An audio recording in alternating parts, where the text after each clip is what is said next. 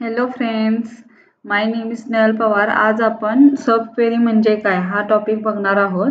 तर चला स्टार्ट करूया. What is a sub query? Query within query is called as a sub query. क्वेरीच्या आतमध्ये एक क्वेरी असते ते म्हणजे sub query. Sub query is nothing but select query if that select query is used by another query.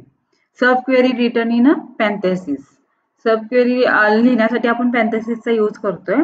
त्या सब क्वेरीचे दोन types आहेत, non correlated sub query आणि correlated sub query. Non correlated sub query म्हणजे काय? Non correlated sub query outer query depends on inner query. Outer query जी असते ती inner क्वेरीवर डिपेंड आहे.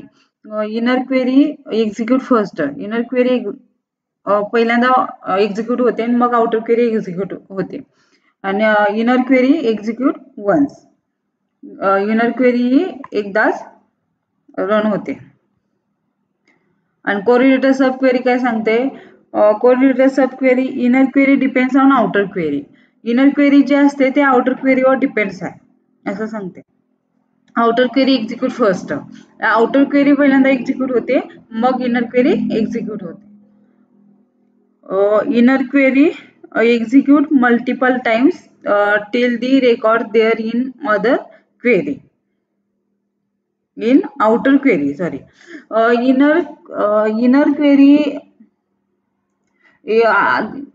जी आहे ती मल्टिपल टाइम्स एक्झिक्यूट होते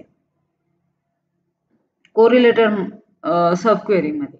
आणि नॉन कोरिलेटेड सब क्वेरी मध्ये इनर क्वेरी जी आहे ती एकदाच एक्झिक्यूट होते. इनर क्वेरी एक्झिक्यूट फर्स्ट म्हणजे पहिल्यांदा इनर क्वेरी एक्झिक्यूट होते आणि मग आउटर क्वेरी एक्झिक्यूट होते. कोरिलेटेड मध्ये त्याच्या उलट आहे.